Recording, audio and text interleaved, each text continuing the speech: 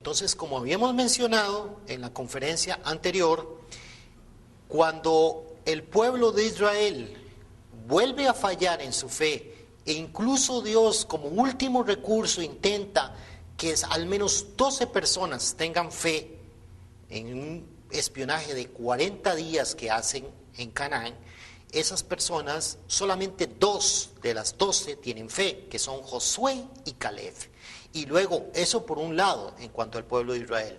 Y por otro lado, en cuanto a la falla de Moisés, de haber golpeado la roca 2 veces, entonces Dios le dice a Moisés que no puede entrar a Canaán.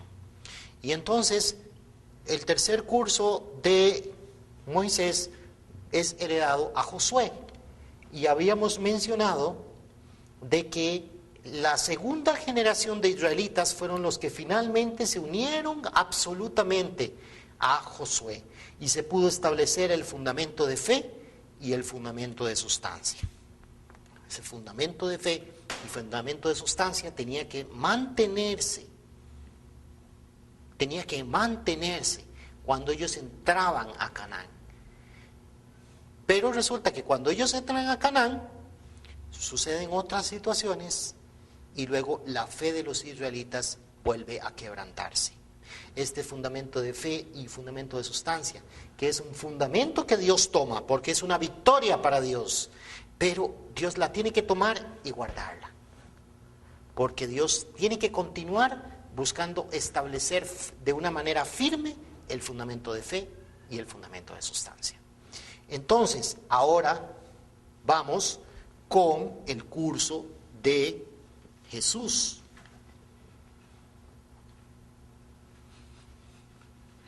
Con el curso de Jesús se da la misma situación. Vean qué interesante. Con el curso de Moisés se tenía que establecer un fundamento de fe y un fundamento de sustancia. Con el curso de Jesús también se tiene que establecer ese fundamento de fe y ese fundamento de sustancia. En este momento, dentro de la providencia de Dios, hay un personaje muy importante.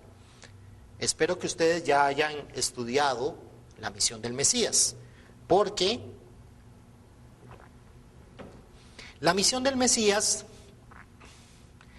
da una explicación mucho más profunda del curso de Jesús, que va encaminado a entender la misión que tuvo Jesús realmente. Desde el punto de vista del principio divino es muy clara la misión que tiene Jesús como el Mesías. Pero ahora, desde el punto de vista del principio de la restauración, vamos a entender cómo se manifestaba este fundamento de fe y este fundamento de sustancia también dentro del curso de Jesús. Entonces, el primer curso hay un personaje. ¿Cuál personaje va a establecer ese fundamento de fe? Pues nosotros vimos que Moisés era el personaje escogido por Dios. Hay una persona escogida que tiene que preparar el camino, porque la persona que construye el fundamento de fe no es el Mesías. El Mesías va a venir sobre el fundamento de establecer este fundamento de fe y este fundamento de sustancia. Entonces tiene que haber otro personaje. ¿Cuál es el personaje importantísimo, estimados televidentes, que se da en la época de Jesús? Juan Bautista. Juan Bautista va a ser el personaje que va a establecer el fundamento de fe y el fundamento de sustancia. Juan Bautista es el personaje que va a establecer ese fundamento de fe y ese fundamento de sustancia. Entonces, ¿qué pasa con este fundamento de fe y este fundamento de sustancia? Nosotros podemos leer en Lucas, en el libro de Lucas, en el capítulo 1, los milagros que rodean el nacimiento de Juan Bautista. Los quisieran que les leyera, podemos ver en Lucas capítulo 1, dice que en el momento en que se le aparece Zacarías se le aparece un ángel, y se turba Zacarías al verle, y le sobrecoge temor. Pero el ángel le dice a Zacarías: no temas, porque tu oración ha sido oída. Y tu mujer Elizabeth te dará a luz un hijo y llamarás su nombre Juan. Y tendrás gozo y alegría, y muchos se regocijarán de su nacimiento. E irá delante de él con el espíritu y el poder de Elías, para hacer volver los corazones de los padres a los hijos y de los rebeldes a la prudencia de los justos, para preparar al Señor un pueblo bien dispuesto. Ahí está la misión de Juan Bautista, tener un pueblo bien dispuesto. Pero resulta que alrededor del nacimiento de Juan, incluso Zacarías, el padre de Juan Bautista, estaba turbado de ver un ángel. El nacimiento de Juan tenía grandes milagros, y vean qué interesante cómo Dios trabaja, estimados televidentes, cómo trabaja. El nacimiento de Jesús fue rodeado de muchos milagros. No necesariamente el nacimiento de Jesús en sí es un gran milagro para la providencia de Dios. Claro que sí. Pero de milagros de ángeles y todo, claro que sí también. Hubieron ángeles que se le aparecieron a los pastores, los 3 reyes magos fueron guiados para poder llegar a ver al Hijo de Dios. Hubieron muchos milagros, pero los milagros que más llamaban la atención a los israelitas fueron los milagros que se dieron alrededor de Juan Bautista, porque Zacarías incluso quedó mudo, porque él dudó de la revelación que le dio el ángel. Entonces Juan Bautista va a ser el personaje central, y la ofrenda que él va a hacer es la vida de fe que él lleva y la vida ascética, vida de fe y ascética que lleva Juan. Y luego también hay la vida de fe que establece Juan Bautista, además de los 400 años antes de la venida del Mesías. El pueblo de Israel, a través de la profecía de Malaquías, en Malaquías 5, en el capítulo 5, Malaquías revela que antes de que venga el día grande y terrible, Él les va a enviar al profeta Elías. Malaquías fue un gran profeta que revivió la fe de los israelitas.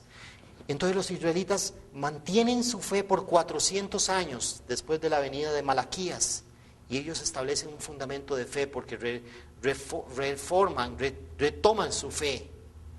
Y ellos, en medio de la adversidad, teniendo imperios como el imperio romano con sus dioses, los persas, los griegos con sus dioses, ellos tenían que mantenerse firmes en la fe, de creer en un Dios que no ven, que no divinizan, que no adoran. Sí lo adoran, pero no tienen ninguna imagen de Dios. El resto de las naciones satánicas, que tienen las costumbres satánicas, valga la redundancia, ellos tienen que ver eso a su alrededor y mantener su fe. Entonces el pueblo de Israel establece un fundamento de fe muy fuerte, y junto con Juan van a establecer el fundamento de sustancia. Entonces Juan Bautista es la figura central para establecer el fundamento de fe y el fundamento de sustancia. Entonces este fundamento de fe, este fundamento de sustancia, se establece y es el fundamento para poder enviar al Mesías. Entonces se establece el primer curso. Pero ¿qué pasa con este primer curso? Como lo dice la revelación del ángel a Zacarías, tenía que preparar a un pueblo bien dispuesto. Estimados televidentes, un pueblo bien dispuesto. ¿Qué pasó con Juan Bautista? Ustedes ya lo estudiaron en la misión del Mesías. Juan Bautista, incluso estando dentro de la cárcel, mandó a sus discípulos, o sea, Jesús buscando a discípulos, y Juan tenía sus discípulos. ¿Qué tiene que hacer Juan cuando encontró a Jesús? Pues el momento más crucial de la providencia de este primer curso es en el momento en que Juan encuentra a Jesús. Y nosotros lo podemos leer en Juan, en el libro de Juan, del apóstol Juan, capítulo 1, versículo 31 al 33. Dice: y yo no le conocía, mas para que fuese manifestado a Israel, por esto vine yo bautizando con agua.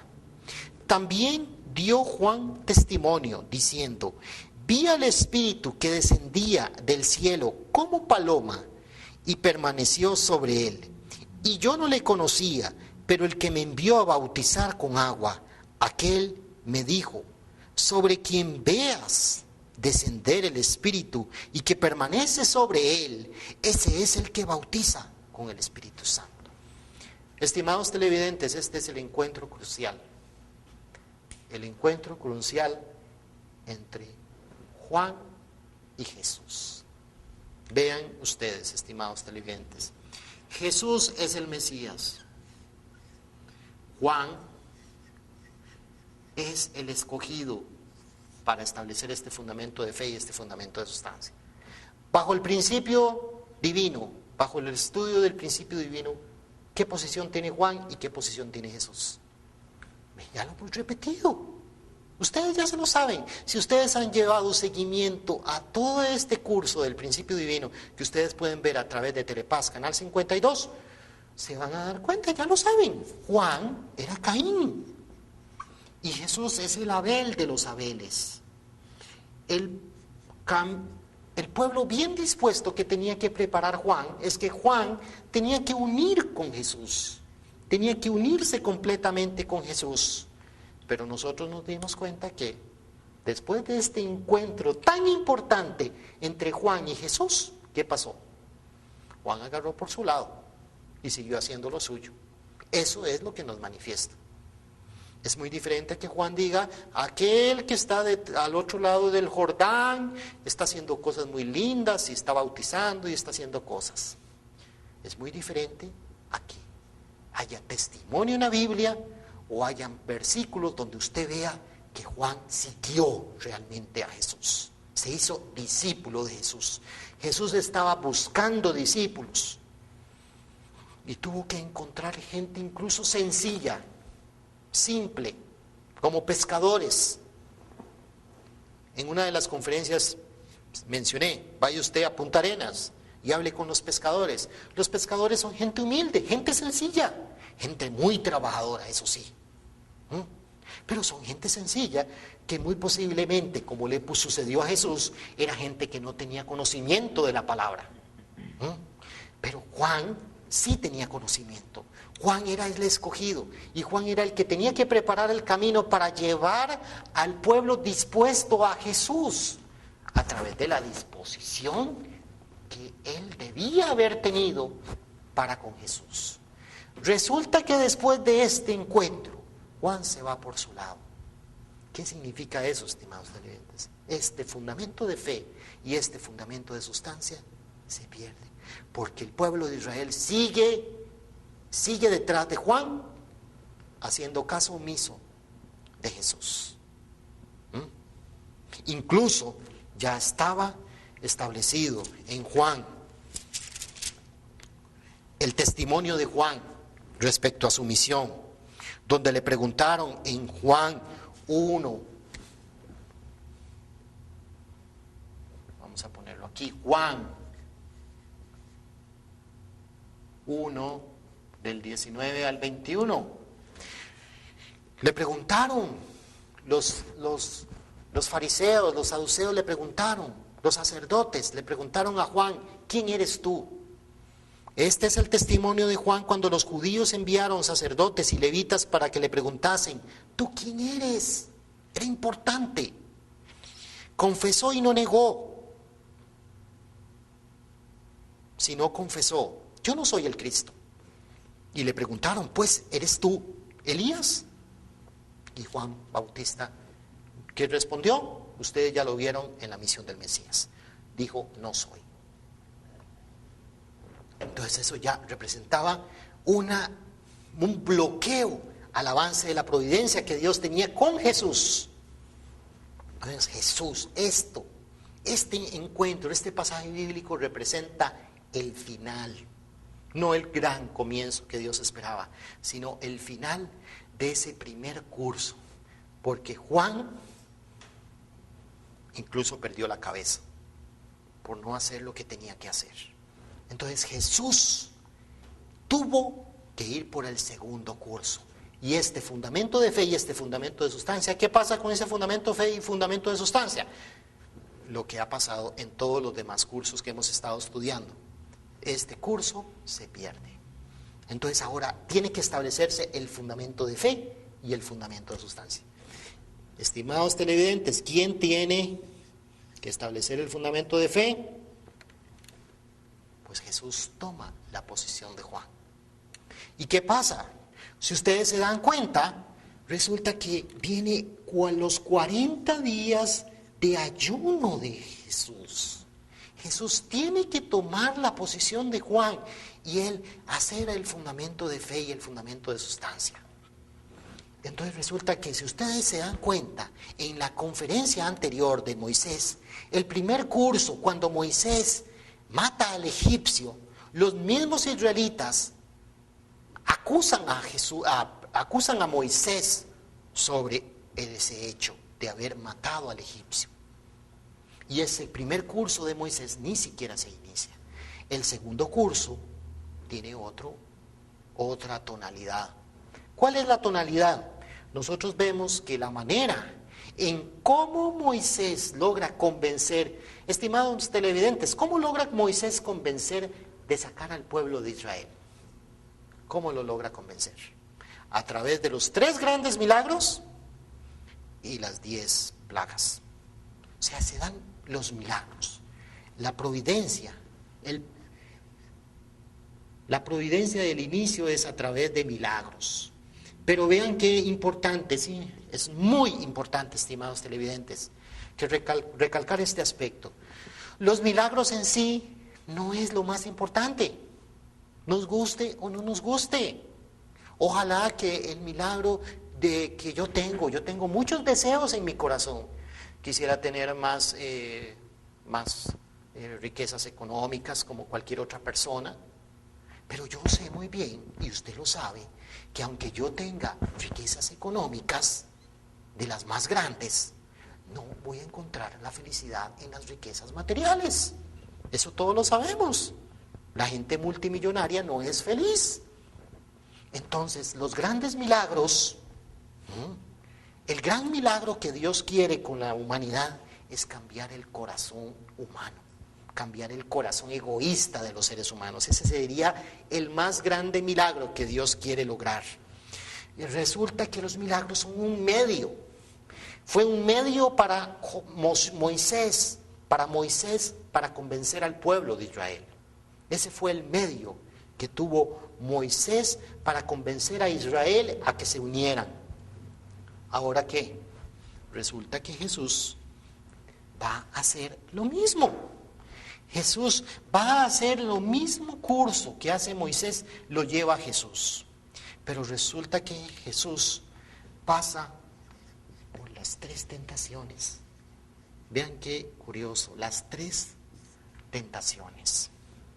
Cuando nosotros hablamos de los 3 grandes milagros, muchos estaban relacionados con el Hijo de Dios. Cuando Moisés convirtió su cayado en una serpiente, representa a la serpiente del lado de Dios que viene a retomar astutamente lo robado por Satanás.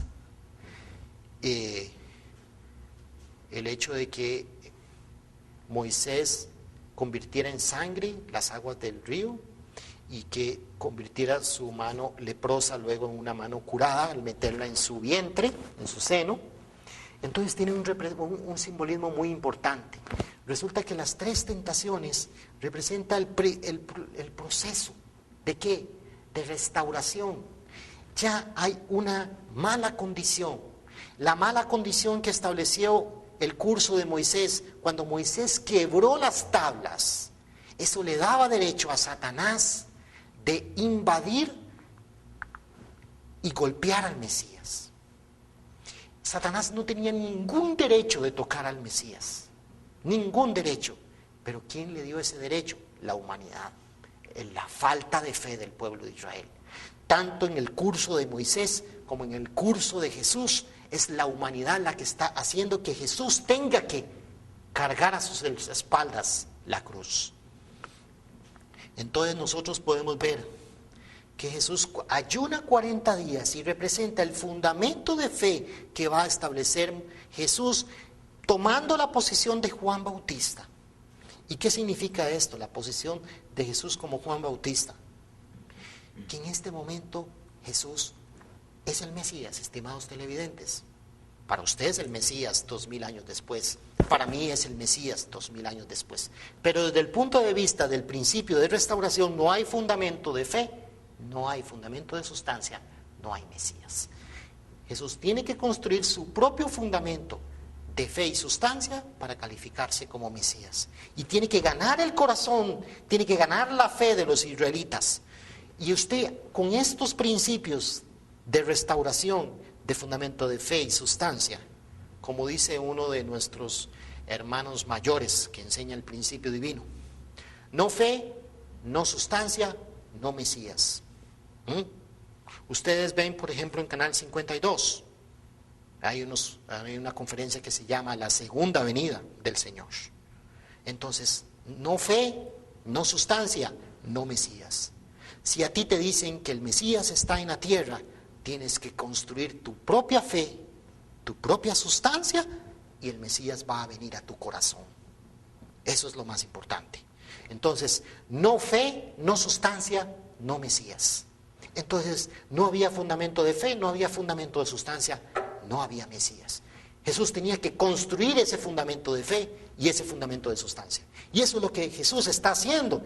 Ayuna 40 días y Satanás aprovecha la falta de fe que ya anteriormente había tenido el pueblo de Israel con Moisés.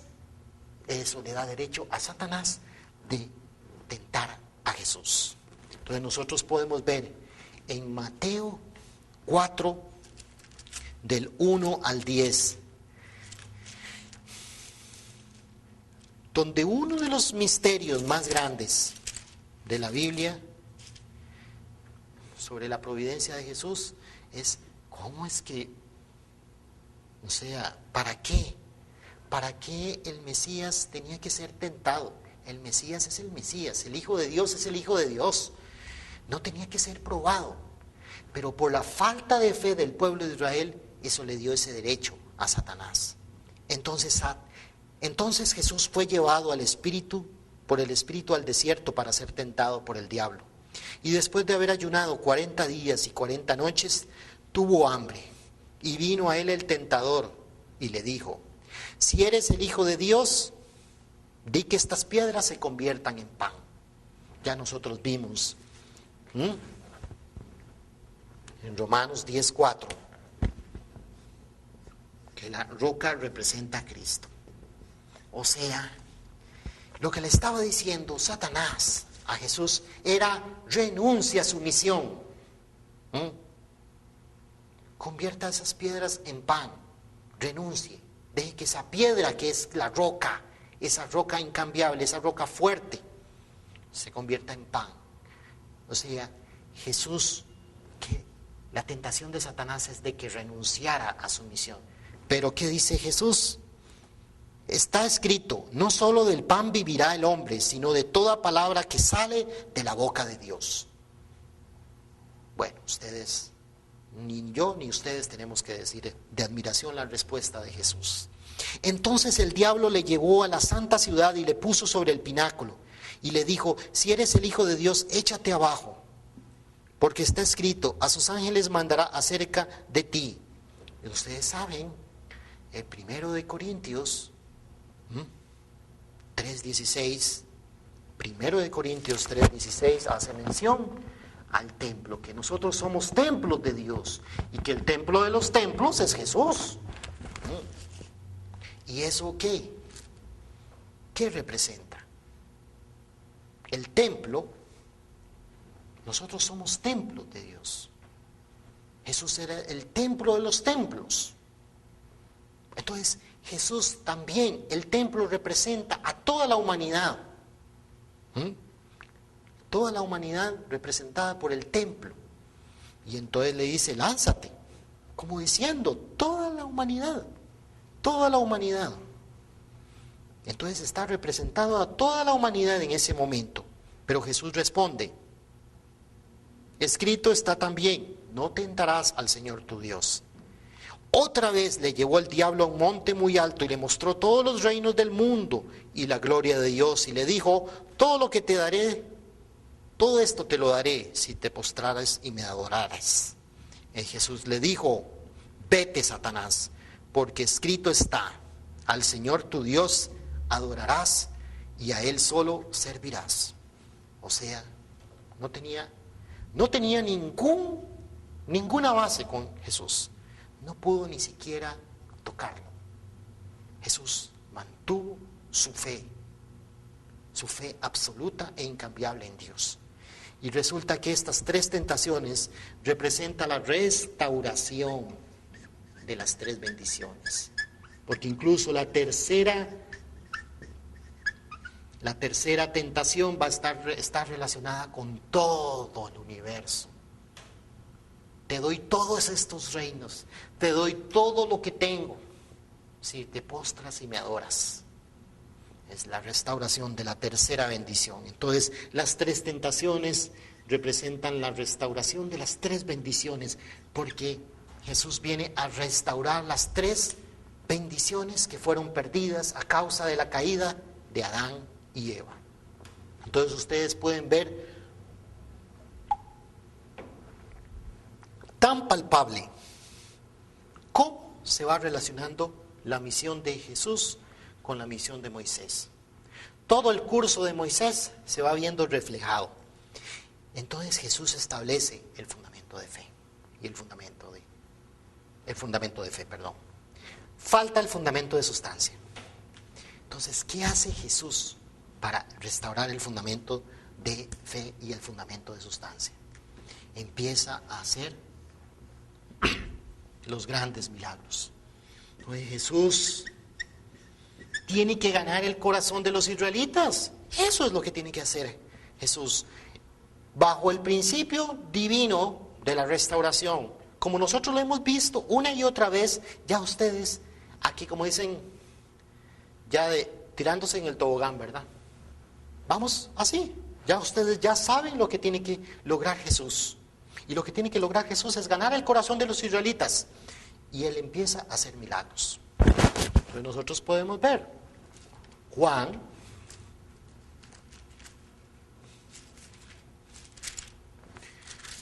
podemos leer Juan 7:49.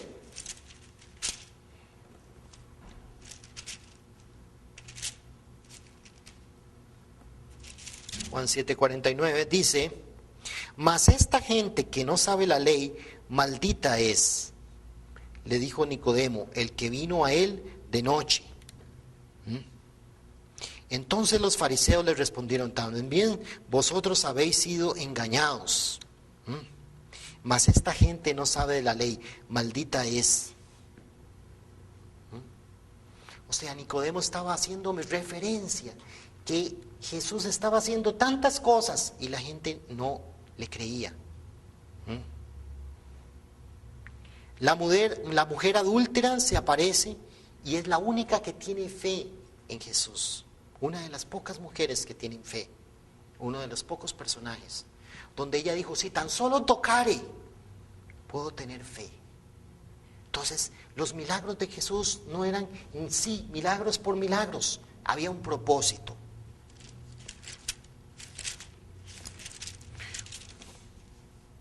Dice, mas si las hago, los milagros, aunque no me creáis, creed a las obras, para que conozcáis y creáis que el Padre está en mí y yo en el Padre.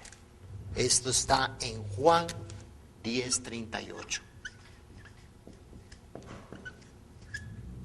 Los milagros tenían un propósito. crean en mí, crean en mí. Resulta que nosotros podemos ver en Juan 8:59, Jesús les dijo, de cierto os digo, antes de que Abraham fuese, yo soy. Tomaron entonces piedras para arrojárselas. Vean lo que hacían con Jesús. Tomaban piedras para tirarle, apedrearlo. Bueno, aquí nosotros podemos leer eso muy bonito. Y podemos verlo simbólicamente en las películas de Semana Santa, donde de pronto le tiraban unas piedras y él se iba, muy triste, muy así, muy solemne. Pero eso es en una película. En la realidad aquí dice, tomaron piedras, me imagino que se las arrojaban con todo el furor y con todo el odio contra Jesús. Jesús se escondió y salió del templo y atravesando por en medio de ellos, se fue. Jesús tuvo que huir, tenía que huir de las sinagogas. Entonces, este fundamento de sustancia no se establece. Entonces, el pueblo de Israel no une con Jesús. Y entonces, ¿qué tiene que hacer Jesús? Nosotros ya lo vimos. Tiene que ir por el camino de la cruz. Entonces Jesús dijo, así como tiene que ser levantado la serpiente en el desierto, así también tiene que ser levantado el Hijo de Dios. ¿Y qué pasa también? Satanás tiene amarrado por el fallo del pueblo de Israel y por la falla de Moisés de haber golpeado la roca 2 veces, eso representa una condición interna. ¿Para qué? Para que el Mesías pueda ser golpeado o para que el Mesías sea golpeado. Entonces es una causa interna, es una causa dolorosa. Y el pueblo de Israel está fallando y Jesús va a ser golpeado. Y golpeado en la forma más atroz, más fuerte, es el camino de la cruz. Pero sabemos que detrás de eso está el corazón, porque de tal manera amó Dios al mundo que dio a su Hijo para que todo aquel que creyera no pereciera, sino que tuviera vida eterna. Entonces Jesús se une en corazón con Dios y abre el camino de salvación. ¿A qué nivel, estimados televidentes? A nivel espiritual. Estimados televidentes, el principio es el principio. Estamos estudiando el principio de restauración. Vimos cómo se ha manifestado el principio del fundamento de fe y fundamento de sustancia. La frase que yo les dije hace un momento: no fe, no sustancia, no Mesías. Jesús no fue crucificado como el Mesías. Pues le pudieron puesto a ver una corona de espinas con un título que decía Rey de los Judíos, pero era más que todo burlesco. Se estaban burlando de Jesús. No era que la gente creía que Él era el Hijo de Dios o que Él era el Mesías. Entonces, no había Mesías. Nadie creyó en Jesús. Nadie. Como decía Isaías 53, ¿quién creyó a nuestro anuncio? Entonces se cumplió esa profecía. Cuando la profecía que tenía que cumplirse era, si la gente asumía su responsabilidad, Jesús iba a ser el Rey de Reyes. Pero Jesús no llegó a ser Rey de Reyes. Este segundo curso, porque no se establece el fundamento de sustancia, porque a pesar de los milagros que hace Jesús constantemente, el pueblo de Israel falla en la fe. Entonces, ¿qué pasa? Jesús muere en la cruz, físicamente.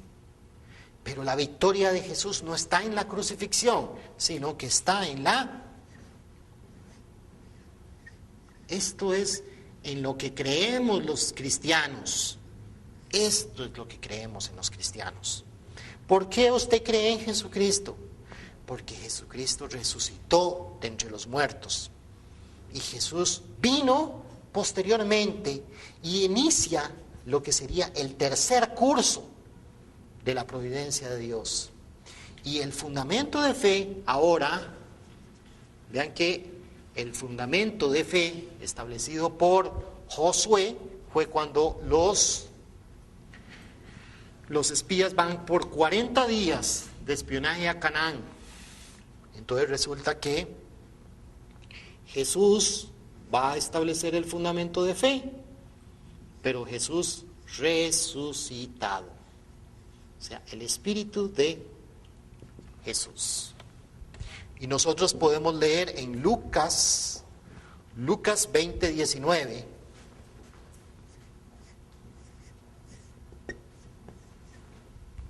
Lucas 20:19.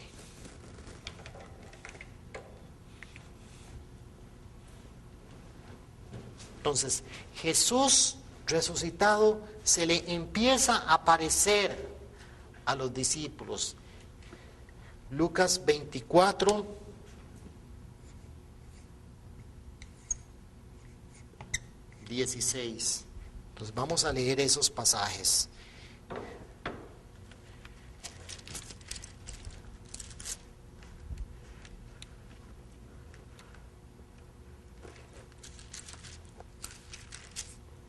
Del libro de Lucas 20:19 dice: procuraban los principales sacerdotes y los escribas echarle mano en aquella hora, porque comprendieron que contra ellos había dicho esta parábola, pero temieron al pueblo.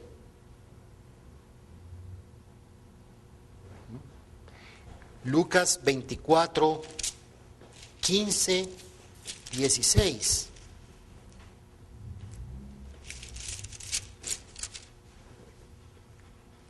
Dice: sucedió que mientras hablaban y discutían entre sí, Jesús mismo se acercó y caminaba con ellos, mas los ojos de ellos estaban velados para que no le conociesen. Y les dijo: ¿qué platicas con estas que tenéis que vosotros mientras camináis? ¿Y por qué estáis tristes? Entonces resulta que Jesús se les empezó a aparecer a los discípulos, esos discípulos donde uno de ellos lo había traicionado, lo había negado 3 veces, como Pedro, y Pedro llegó a ser el discípulo principal. Los discípulos que huyeron temerosos, con miedo, cuando Jesús iba por el camino de la cruz, nadie acompañó a Jesús, nadie apoyó a Jesús, pero Jesús retomó la fe de los discípulos, 12 discípulos. Entonces, la ofrenda, 40 días pasa Jesús recuperando la fe.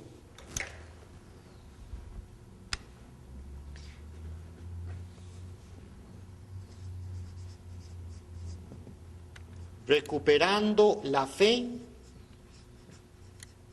de los discípulos. Entonces vean qué interesante. ¿Qué tenían que hacer los israelitas con Josué? 12 espías tuvieron que ir a Canaán. Y vagaron por Canaán y luego volvieron y trajeron noticias positivas de unidad y de corazón hacia Josué. Dios trabaja con 12 discípulos, por lo menos tener la fe de los 12 discípulos. Entonces por 40 días recupera la fe de los discípulos. Entonces los discípulos ven el Espíritu de Jesús y ellos se unen. Los 12 discípulos se unen con Jesús resucitado, y entonces logran establecer el fundamento de fe y el fundamento de sustancia. Y este fundamento es el fundamento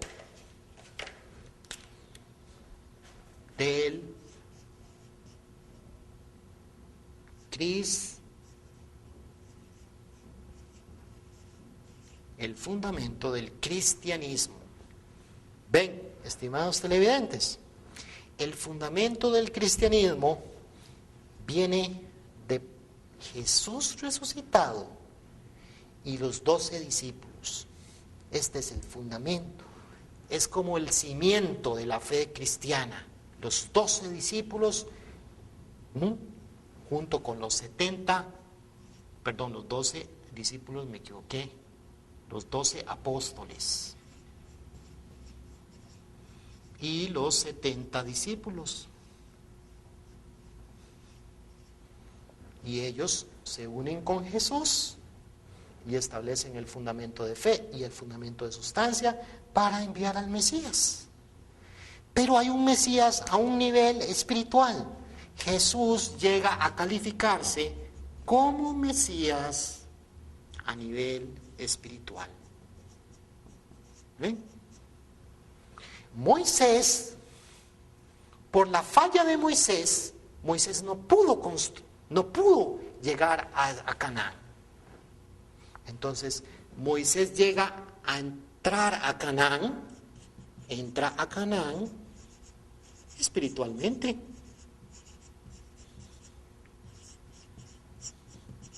Solo su espíritu entra a Canaán.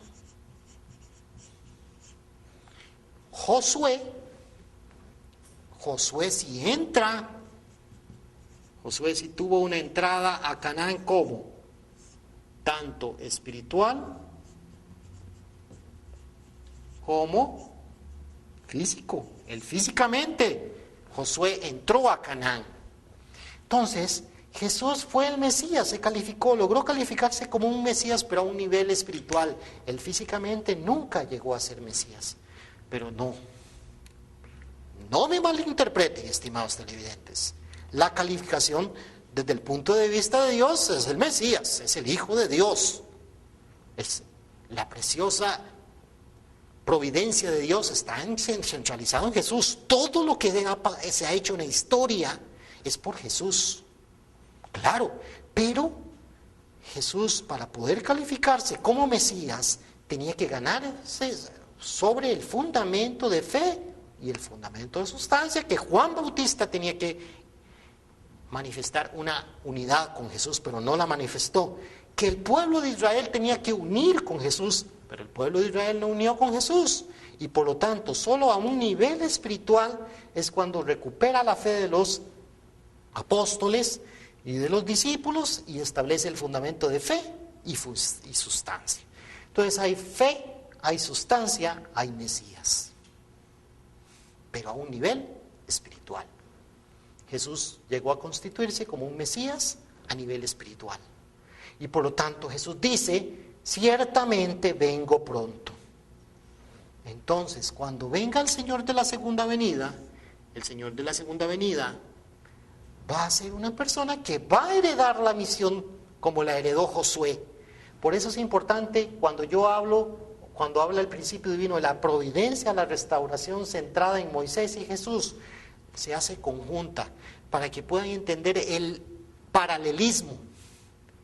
Y ustedes al ver este paralelismo no tienen otra cosa, no hay otro camino, estimados televidentes, de reconocer la grandeza del principio divino. Estas cosas que yo estoy compartiendo con ustedes es simple y sencillamente el estudio del principio divino. Yo no soy teólogo, ningún conferencista del principio divino es teólogo. Todos fuimos encontrados ahí en las calles, andábamos preguntándonos lo mismo que usted se pregunta. Pero, ¿qué somos? Estudiantes del principio divino, que en alguna forma Dios nos ha ayudado para poder compartirlo de corazón con ustedes. Pues resulta que esto es el paralelismo. ¿Para qué va a venir el Señor de la segunda venida? Va a venir para hacer realidad lo que por la falta de fe del pueblo de Israel no se cumplió. El establecer la posición de un Mesías tanto a nivel físico como a nivel espiritual. Y entonces, ¿qué pasa? Resulta que Israel era el pueblo escogido, pero por la falla de Israel, los israelitas que salieron de que salieron de Egipto, no lograron entrar a Canaán. Fue la segunda generación de israelitas los que finalmente entraron a Canaán. La primera Israel, los israelitas que salieron de Egipto no llegaron a Canaán. Entonces, paralelamente,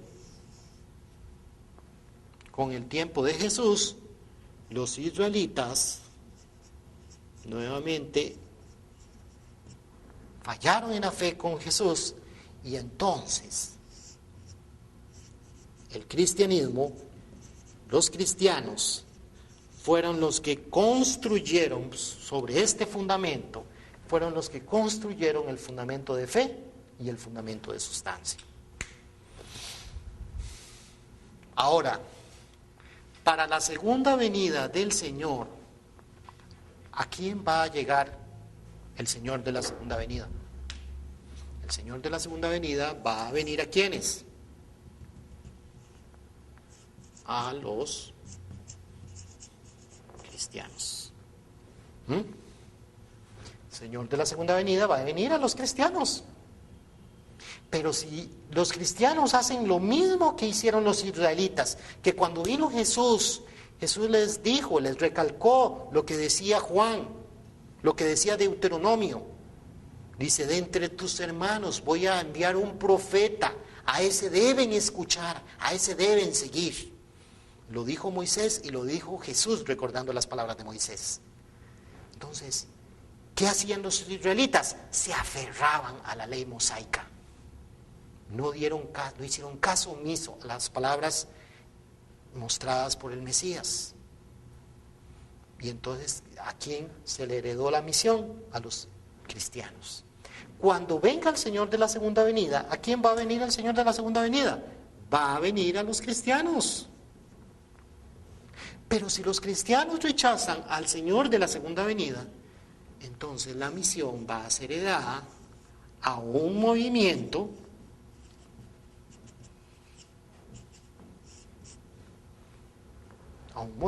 de israelitas, a un movimiento de israelitas. ¿Y qué dice la Biblia respecto al significado de Israel?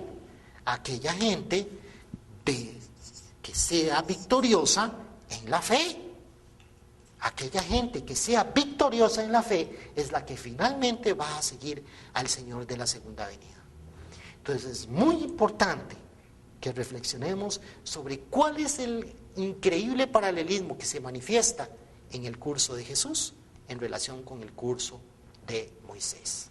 Y ver cómo se relaciona Jesús con el Señor de la segunda venida en función de haber estudiado cómo Moisés hereda la misión a Josué.